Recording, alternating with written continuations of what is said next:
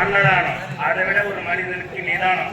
அந்த நிதானம் வாய்ந்து வரக்கூடிய மக்கள் யாருன்னு பார்த்தீங்கன்னா, நம்ம ரோஜா கமல் நடிகர் சொல்லுவாங்க, நம்ம விழுப்புரம் மாவட்டத்திலேயே சென்னாபுரம் கிராமத்துக்கு வந்து பார்ப்பா எத்தனையோ ரவுண்ட்ஸ் வந்துருக்கீங்க, நம்ம ஊருக்கு வாங்கணும், எனக்கு இன்னும் கொஞ்சம் லாங்கிட்டதான் வர முடியாது, ஏன்னா தினந்தோறும் நாங்கள் ஆஃபீஸில் உட்காரணும், நாடகம் ஒப்பந்தம் பண்ணணும், அதனால குறைஞ்சி ஒரு 50 கிலோமீட்டர் மட்டும்தான் நாங்கள் வருவோம். கிட்டத்தட்ட பார்த்தா 125 kilometre, up and down 250 kilometre வருது. இருந்தாலும் 10 வருட காலமாக தாய் கிராம மக்கள் என்னிடம் நாடகத்தை ஒப்பந்தம் செய்து தருகிறார்கள்.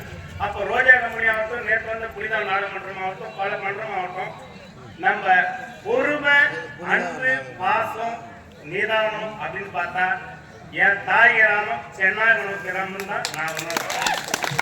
ஏன்னா ஆடலார் தொடங்குவதை நான் நம்புறேன். அதன் போல் இருக்கும் மக்களும் அழகான மகளிர் மன்றமும் உடன் பெரியவர்களும் அவர்கள் தூணா இருக்கக்கூடிய இளைஞர் நற்பணி மன்றம் இவ்வளவு அழகா சிறப்பாக திருவிழா செய்து ஒற்றுமையா ஆண் பெண் வேற்றம் இல்லாமல் அமைதியா பார்க்கிற ஒரே கிராமம் சென்னாகுளம் தாய் கிராமம் தான். அனைத்து ஆட்டக்காரர் சொல்லியிருக்காங்க, நம்ம ரோஜா நாடகமன்றத்துக்கு பிரகாசி ஜோதி சொல்லியிருக்காங்க, மணிகண்டன் சொல்லியிருக்காங்க, அனைத்து ஆட்கள் சொல்லியிருக்காங்க. இதை பார்த்தே ஆகணும். அது இல்லாம நம்ம நாடக ஒப்பந்தம் செய்த பெரியவர்களும் நமது ஊராட்சி மன்ற தலைவர் அவர்களும் அனைவருமே சொன்னாங்க, ஒரு முறை வாங்க எங்க ஊருக்கு. உண்மையிலே வந்து பார்த்தேன், நம்ம ஐயனார் ஐயாவோட திருவிழாவும் பிடாரி அம்மன் மாரியம்மன் முப்பெரும் திருவிழாவா இருக்கிறது. அதாவது ஒரு உண்மையை சொன்னா, ஒரு நடிகனா இருந்து இந்த ரோஜா நாடக மன்றத்தை ஒப்பந்தம் செய்யுங்க. அதாவது எங்க ஆலையில பூர்வீக அப்பு ரேணகம்பால் ஆலயத்துல அப்ப அம்மா கிட்ட வேணும் கம்பெனி நல்லா வந்துச்சுன்னா அம்மாவுக்கு வந்து நாங்க கணேஷ்னு ஒரு நாடகத்தை ஃப்ரீயா அன்று இரவு கண்ணுக்கு மக்கள்னு சொல்லிட்டு ஒரு நாடகத்தை ஃப்ரீயா பண்ணேன்.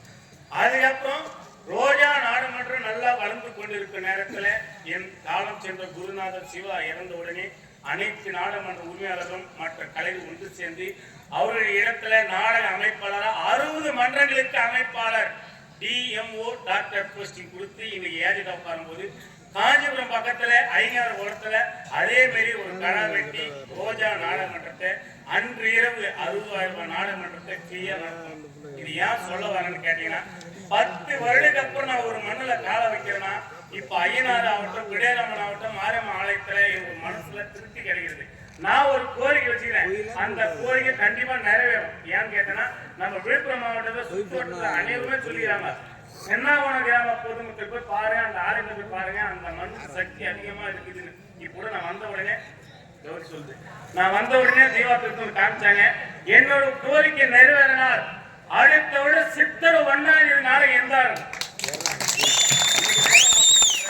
கண்டிப்பா நிறைவேறும். இது இதுவரை நாடகம் ஒப்பந்தம் பண்ணதும் தெரியாது, தலைவருக்கும் தெரியாது, ரோஜா நடிகருக்கும் தெரியாது. என்னுடைய சொந்த ரோஜா நாடக மன்றத்தை 60,000 ரூபாய் வர வருஷம் கண்டிப்பா 65,000 ரூபாய் போகுது. அந்த 65,000 ரூபாய் நம் நாடக மன்றத்தை நம் ஐயனாறு அப்பனுக்காக ஒரு நாடகத்தை நான் ஃப்ரீயா நடத்தி தருகிறேன். எனக்கு நல்லதொரு வாய்ப்பு அளித்து வரும் எனது தாய் கிராமத்திலே சென்னாகுளம் கிராம பொதுமக்களுக்கும் மற்றும் சுற்றி வந்த அனைத்து தாய் உள்ளங்களுக்கும் எங்கள் மன்றத்தின் சார்பாக எனது 60 மன்றத்தின் சார்பாக மனமார்ந்த நன்றி வணக்கத்தை தெரிவித்துக் கொண்டு உங்களிடம் கிராமத்தின் சார்பாக அண்ணா ஜோதிமணி அவர்கள் இங்கே இப்படி ரோஜா நாடாளுமன்றத்தின் உரிமையாக ஆவாசன் அவர்கள் சொன்னார் என்று மரியாதை செய்கிறார்கள். சென்னவனம் அங்காள பரமேஸ்வரர் நாடக மன்றம் சார்பாக உரிமையாளர் ஆனந்த் டாக்டர் அவர்களுக்கு 100 ரூபாய் அன்பளிப்பு.